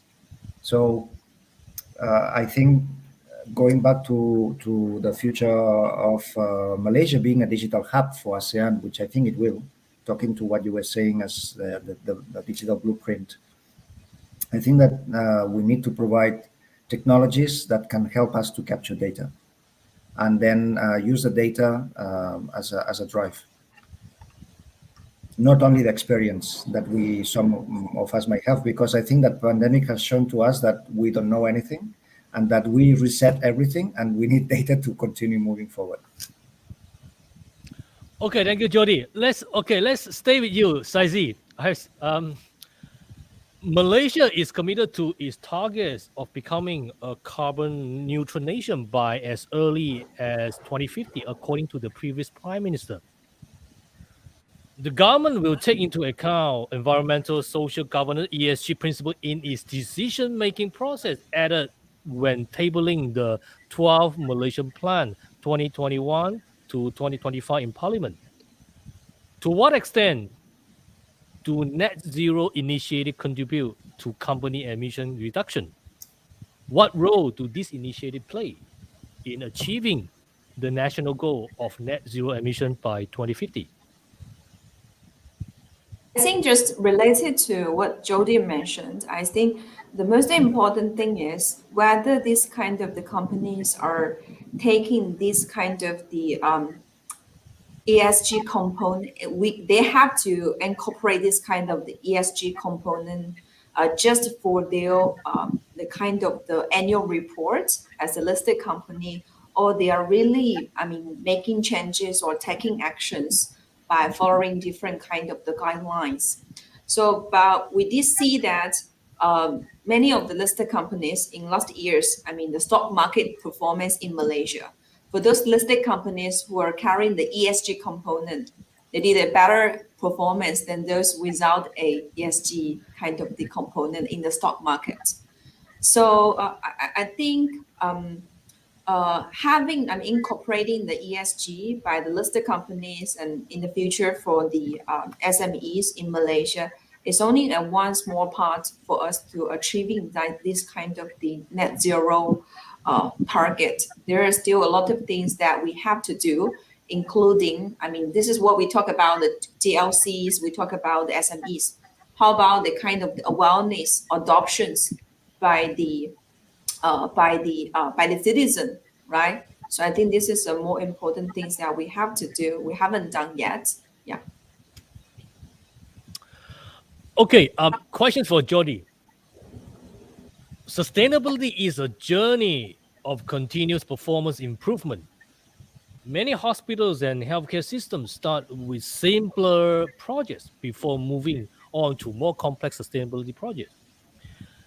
Even hospitals leading the sustainability movement seek additional opportunities to become more efficient, with technological advancement providing new opportunities to be efficient. Hospitals should continue to assess their progress on the path of sustainability and find ways to advance towards their goals. So, Jody, why are health industry pursuing sustainability efforts? What factors are driving their choices? In the meantime, how can we create a long-lasting culture of environmental sustainability? Okay, so I understand that to be environmental sustainable doesn't mean to be economically efficient. Okay, so this is very important to put it clear to start, because and that's actually the problem. You know, when we talk about putting solutions to be more aware on our environmental impact, the first are the stakeholders not willing to invest because they don't see financial return, and that's a mistake. Okay, so then we always have to sell the story. If you invest here, there is this return along the way by circular economy, things like that. But you know, I think that the reasons why the healthcare industry is moving towards more environmental sustainability approach are not financial. They are maybe because of the concept of One Health, as I said to you earlier. So if we believe that people, animals, as well as the planet, we are interconnected, it's that we all have to look for a healthier and a greener world. And I can tell that that's the only way. It cannot be only financial. Okay, Jody, let's tap into some of your presentation here. What is the estimated value of European Union's trade with the global market that will need to comply with its SDGs measure that have 2050 targets? Okay, so I think that the total global trade, I don't know, but I have some numbers here, okay? So to achieve a 80% reduction in emissions in the EU by 2050, for example, investment in clean and energy efficient technologies needs to be increased by 1.5% of the GDP per year, which is about 270 million euros. Okay, so this is already a significant input. Then I think that Dr. Saisis was saying before, the investment will largely paid back or even overcompensated through lower energy bills, fuel savings to 300 billion over a year.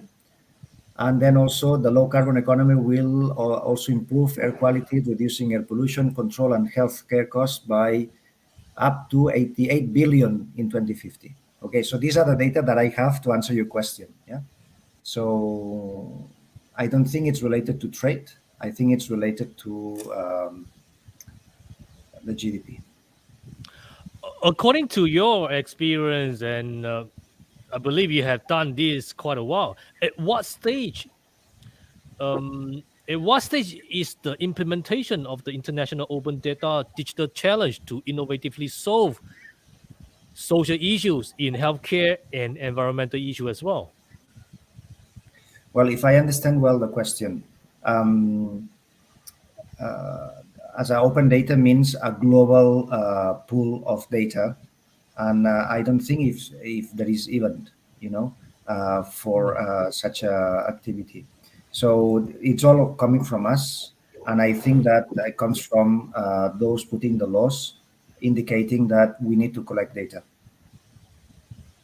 I'm not sure if I understood well your question, Stephen, but at the moment in time, I think that collecting data and doing data analysis is something. It's something that has been ongoing for 10 years. But we need more data. We need more data. So we need more data to feed. Okay, thank you, Jody. Let's move to Adriana. Okay, hi, Adriana. The green economy. Okay, here we are. The green economy is an alternative vision for growth and development. One that can generate economic development and improvement in people's lives in ways consistent with advancing also environmental social well-being. One significant component of the green economy strategy is to promote the development and the adoption of the sustainable technologies. A number of the challenges encountered when pursuing sustainable technological change, and that need to be properly understood by policymakers and professionals at the different levels in society. So please share with us, Adriana, what is the key motivation for the research study on green transition risk in CEA? Stephen, first of all, I'm going to correct you. Sustainable growth isn't an alternative because you're suggesting that there's a choice. We can have one system or we can choose an alternative system. So there isn't a choice. We're going to leave behind our old system of economics and production, our economic system and our modes of production. We're going to leave all that behind, as we did 250 years ago during the Industrial Revolution, the first Industrial Revolution, when we transitioned from a feudal society into an industrial society. So we were leaving behind one economic system and we transitioned to another. Well, we are going through exactly the same thing.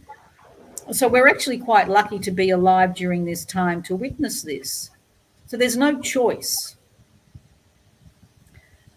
So given that there's no choice, it's just a matter of how fast it's going to happen and where it's going to happen and how it's going to happen.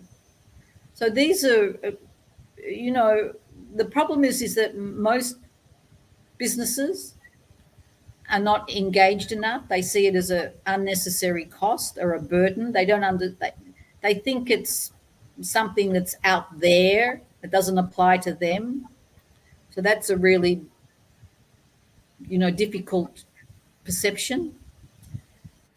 And we've also the NGO sector here in Malaysia, as in there are in other Southeast Asian countries, is really quite underdeveloped. So which means that the gaps between government and business is not being filled by the NGO sector. And that hinders the opportunity for growth. And the NGO sector doesn't need to be activist. And that's another misconception. is that we think that NGOs are activists, and they're not. And I'm not. I ran businesses prior in my life, so I'm not an activist. I'm very pro-business, but I'm also very pro-sustainable and circular economy. I just happen to run an NGO. So the NGO sector really needs to develop so it can fill that gap, and it can provide services that governments can't and that businesses don't want to, and they shouldn't have to. Let me give you an example of that. Here in Malaysia, the recycling system or the collection system is very, very weak. So you have multinationals who have set targets for themselves in regards to recycled content for their packaging that they cannot reach here in Malaysia. So a number of multinationals got together and they set up their own industry organization to address that. Now, technically, a multinational like Nestle or Coca-Cola or Unilever, they're in the business of selling products. They're not in the business of running industry organizations, but they had no choice because the NGO sector is so weak that it can't provide that gap where it can work. And this is a great failing because these NGOs should be able to work with multinationals, so multinationals can do their job and create targets and reach these targets for recycled content in their packaging. So these are the gaps that we've got here, and it's not just in Malaysia. So I'm not being critical of Malaysia. We've got the same problems in other countries as well. We just happen to be in Malaysia, and I'm particularly bullish about the new government. I believe it can achieve some great things. Hopefully it can do these things, and it'll be a necessity, because if it doesn't within the next 5 years, as I've often said, Malaysia is not in a position to adapt to climate change. And that will have very serious complications and implications to Malaysia forever. It will take 1,000 years. Even if we stopped emissions right now today, it'll take 1,000 years before any balance will come back, close to coming back. And we're not going to stop emissions. They're slated to increase, by something like 15%. That number could be wrong. Don't hold me to that number. But they're not going down. Now, if Malaysia doesn't adapt, there's nothing, and it's not just Malaysia, but I'm talking about Indonesia or Thailand, Philippines, Vietnam, very serious consequences. And this is, okay, I could say, okay, I'll be dead. Why should I care? Well, because I just happen to care. Adriana, so we can't ignore it. How do we go about building a future that delivers growth and sustainability and inclusion? No, you see, you keep using the wrong word. How do we put well-being above profits? You see, you keep focusing on growth. And now there's a question here, which is a really great question that says, which was asked to me, it says, how to make degrowth a salient issue in political discourse. Now, that's an incredibly important question. Could you imagine this scenario? Imagine Prime Minister Ibrahim stands up, gives a televised address to the nation to say, because I've been reading on the newspapers and on social media, Anwar has to fix the economy, fix the economy, fix the economy. What would happen if he was honest and said, we're not going to have a future anymore of 5% growth. I can give you a future of 2%, 3% at best. But he can't do that because that'll be the end of his political career. No politician can. But that's the kind of honesty we need. And if he could, not just him, any politician could say to their citizens, the future resides in much lower GDP, but we can have a better quality of life because these are the actions that we are going to take, and that will improve our quality of life. And we're not going to get it, it's maybe another 20 years before we're going to get that level of honesty. And there's a long road to go before people like me can implement programs that can demonstrate that quality of life. So your ordinary citizens, so when I walk down the street here in Penang, ordinary citizens can say, okay, I believe in circular economy Asia, because I've seen her programs demonstrated in real life that's delivering a quality of life. And that's 5 years, 10 years work, just exactly like Geordie's work. He's got no data to do his job. It's going to be 10, 20 years before he ends up with a medical system that delivers the vision that he wants. Same with me.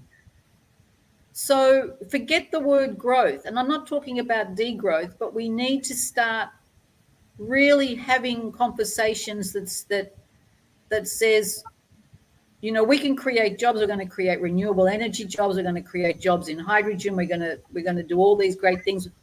Let me tell you, there's thousands of new jobs and business opportunities in the secondary raw materials industry. But we will lose jobs in old industries. Oil and gas will end up being dissolved. We will lose jobs in oil and gas. Now, when you do the economics, there is a slight net benefit in a sustainable world. But we're going to lose areas and we're going to win in other areas. But the aim is for a better quality of life. Okay, thank you, Adrina. Thanks for that. I think this is the perceptions issue. Of course, we have a different perception to look at this discussion. I do expect, of course, I do respect. Those are the things you put forward. Definitely, I take into account, which is how do we interpret the word growth or degrowth. Okay, let's open up for the questions, since we had tapped into the question from the public. Let's look at the question. We have one question here. I think this is from the audience. Okay, do Malaysian investment is a leadership commitment? I think this is from Ari Pavindran. And do Malaysian corporate leaders have the courage to do so by providing the necessary budget to facilities management department to make the transformation that is in line with net zero objectives?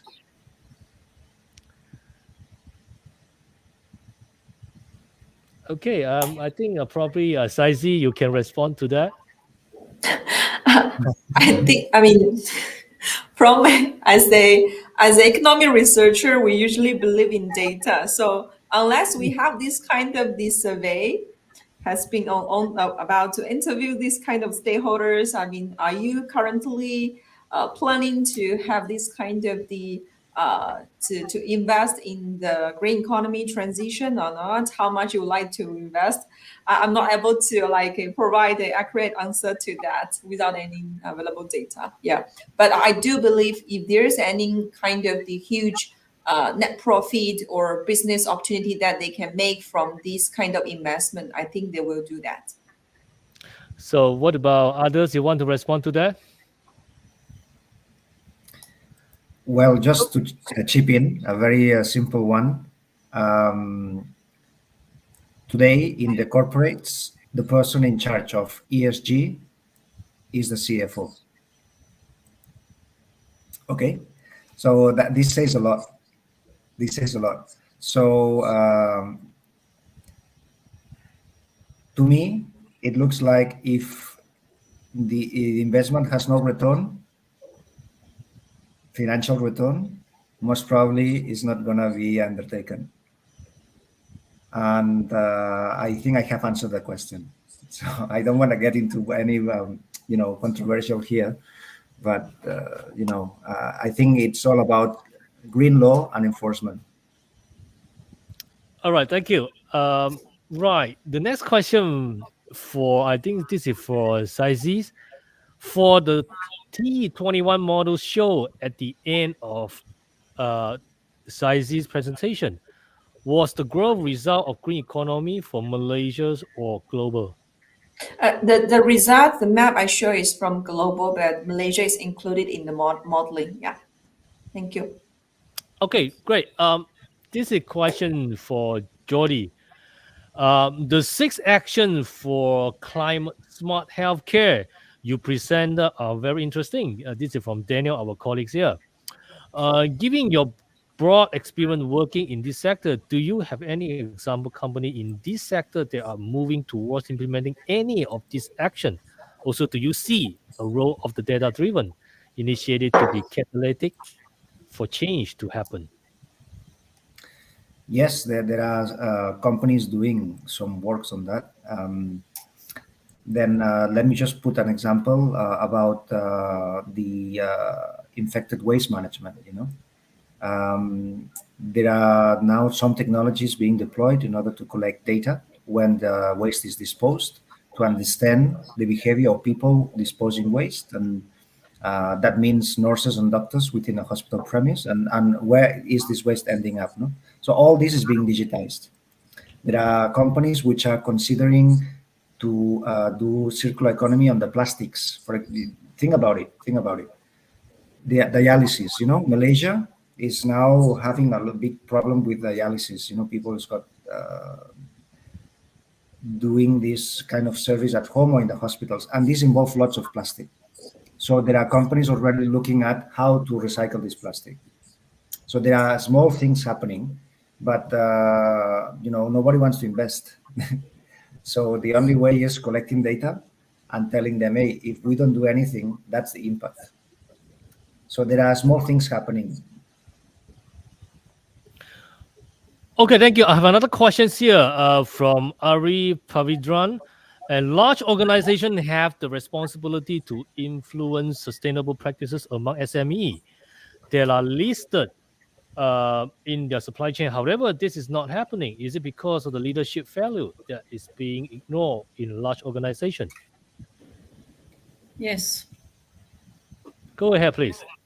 It's failure of leadership. Okay. Do you agree? Yeah, go ahead, please. Sorry, yes, it's a failure of leadership. So, for example, I do skills training in for a strategy and resource recovery. It cannot be implemented unless the C-suite, unless the senior management approve it and provide resources, even if it's time for a green team. Even small companies can have at least 1 or 2 people in a company that can be their champions for sustainability, but they need to be able to have, perhaps they might not even have a very big budget, a little budget, but they have to be able to be allocated time in order to be able to promote these activities amongst the other staff. And that time needs to be approved by the boss or the senior management. So it all comes down to leadership. The senior management don't have to get involved on a day-to-day basis, but they do need to understand the process of what's going on and approve it. So everything comes down to leadership. Okay, let's back on our discussion here. To all panelists, the seemingly promising rebound of the global economy in 2021 proved fragile and was grossly uneven for many countries, especially in the developing world. COVID-19 cases in 2021 grew amid limited fiscal space and inadequate vaccination progress. Beyond the direct impact of the COVID-19 infection and death, this extraordinary crisis forced families into poverty, worsened income and wealth inequalities, and disrupted international trade, stunting many national economies. The United Nations High-Level Advisory Board on Economic and Social Welfare has put forward a number of the short and long-term suggestions for transformative response and recovery measures that would also ensure that we are better prepared to face future complex and mutually reinforcing risks that cut across economic, social, and environmental dimensions. To all panelists, how do we get the economy on track? How do we finance the recovery? Can we still save the planet?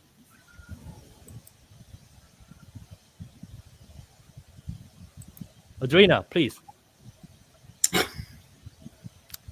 Oh, so I like your input. I'm not. I like your input. Adriana, please. Well, we're not saving the planet because the planet doesn't need us. I can tell you that much. In fact, the planet would probably be much better off without the human species. So we're not saving the planet. But we need to get better and at what we're doing. So your question's quite long. Perhaps you might like to shorten it and make it a little bit more. I just want to know, how do we get the economy on track? How do we finance the recovery if we have the chance? Oh, okay. Well, if I was invited by the Prime Minister's Economic Development Department to discuss that question, I would say that it's important that you begin to identify the sustainable growth opportunities and I just gave 4 examples in my presentation. Now, the previous finance minister spoke for the last 2 years about the business opportunities for sustainable growth. And he got very little press, very little media. And the Prime Minister at the time really didn't capitalize on that. So that was 2 years that was lost. But I could remember writing about it on social media saying, yes, you're right. I wish you could say that more often. But he didn't. But he understands that very well. Now, hopefully there's enough people in the cabinet who are going to wrap their heads around it and will be able to, I gave 4 examples. There's huge opportunities there. There's also investment money. So Malaysia might not have the funds. The biggest problem that Malaysia will need to address is how it gets off the umbilical cord to the oil and gas industry, because Petronas underpins Malaysia's economy. It contributes substantial revenues to Malaysia's economy. Now, can you imagine if Petronas stopped tomorrow? What would happen? Malaysia's economy would collapse tomorrow. And that's one of the biggest problems, is that Malaysia is really tied to Petronas. It hasn't figured out how to be, and there are many countries around the world that have no resources and yet do very well from no resources. Korea has built a whole economy with no resources. Costa Rica has built an economy simply on its natural capital. So Malaysia needs to really imagine itself that if Petronas stopped tomorrow, where would its revenues come to be able to address how to keep the economy going? And once you get into that kind of scenario making, then you begin, and that is a future that will come to Malaysia. And unless Malaysia starts working on that future now, it'll be lost. The amount of people, who will want to see the oil and gas industry dissolve is growing. and we're not addressing our carbon emissions. So we've got serious problems all the way around, but there's huge opportunities. And I've just outlined 4 of them in my presentation. So I would give that presentation again to the Economic Development Department, and hopefully they might listen and decide to create policy and programs around those opportunities. But they're not just for Malaysia. These opportunities are being explored in many other countries. And those countries will adapt to climate change much better. And Malaysia needs to embrace this new future very quickly and bring in smart people. You know, the ex-finance minister's smart guy. And he's now back in the cabinet, which I was quite pleased to see. So, you know, a lot of work to do, enormous amount of work. Anwar's got a big job ahead of him. Every single ministry has a big job ahead of them. But they've got to understand that the future lies in a sustainable and circular world, not in the world that they used to know. Okay, panelists, let's look at another perspective. What is the role of technology in the recovery?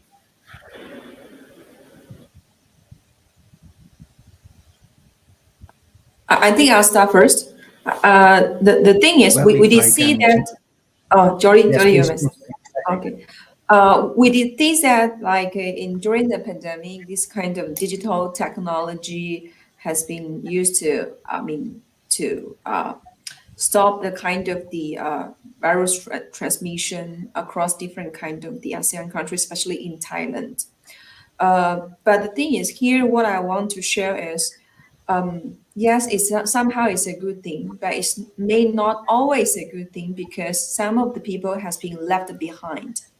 Talking about the recovery, we are talking about the elderly people. So Malaysia is now entering into an aging society.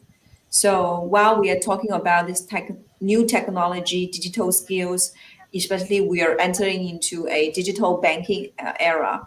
So many of our elderly people in Malaysia has been left behind. So though this kind of there's kind of be like a, positive impact. Due to the kind of technology or fintech for the final macroeconomic growth, but it's not being enjoyed by everyone. Equally. So I think that's the issue we have to further address. Yeah, instead of looking at the only in the macro picture alone. Yeah. Thank you, Saji. Jody, please. No, look, I think it's a very good point what Dr. Sasi said, and I would not even go to the elderly people. Even though we keep on saying that Malaysia has a very high adoption of digital technologies, it is not to the total spectrum, you know. Yes, everybody's using a smartphone, and a smartphone can help us to collect data, fine. But there are other ways to collect data, and that there are other ways to digitize the ecosystem, and it's so hard. So the level of technology understanding is not in place. So we need to be careful with the implementation of technology because otherwise people will not follow. If people don't follow, technology will not substitute them. You know, people must follow. Thank you, Jody. Hi, Adriana, please. Yes, sorry. I just want to address it's not really a question that's come up, but it is a statement. And the statement says, Adriana, the oil and gas industry is very good at generating and delivering energy. Well, that's what it does. That's what oil and gas does. It delivers energy. And we still need that. Yes, you're right. We still need to have energy. But what needs to happen is that Petronas recently established a hydrogen company, and I would really like to see that become a lot more active. But also there's resources. So let me give you an example. BASF, the world's largest chemical company, is investing millions and millions of dollars into chemical recycling across Europe, and that will roll out. Now, BASF's position on that is about resource management. Plastic is made from a primary raw material, oil. And they want to capture that and bring it back and reprocess it back into its original monomer, an oil. Now, they're calling that resource management. And that's the kind of dialogue that we need to happen. And we need Petronas to engage in that kind of dialogue and that kind of position. So not just be we're oil and gas. I've got no problem with Petronas. I've got no problem with energy.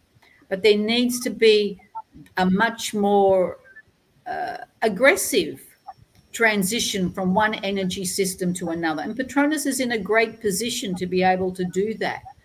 But somehow it's getting lost in its ability. I mean, Petronas is a very well-run company, highly profitable, and contributes a significant amount of money to Malaysia's to revenues, tax, finances.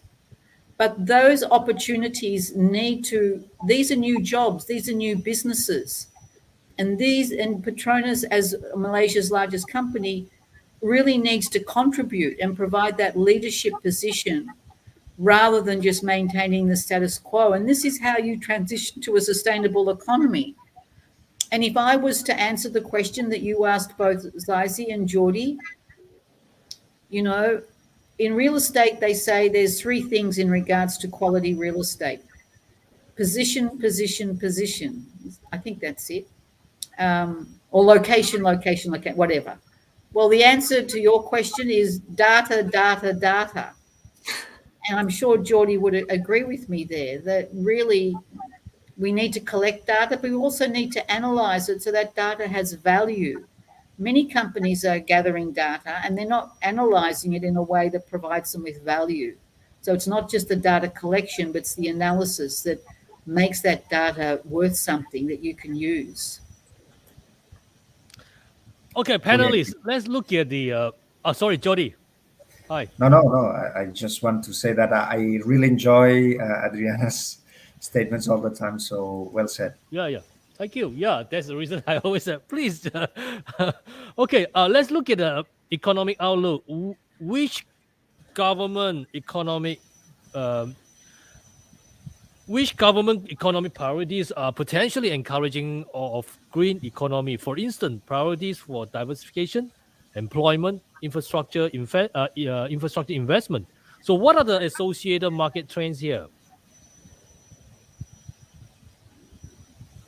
You're talking about industry sectors that are going to provide the best economic growth. Mm-hmm. Is that what you're asking? Yep. Well, energy, agriculture, manufacturing, and secondary raw materials. I told you in my presentation. Thank you. What about other panelists? You want to give any comments before we close it?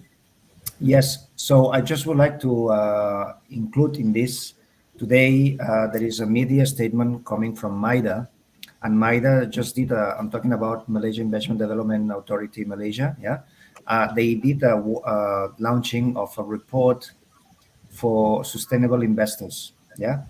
Together with United Nations Development Program, UNDP.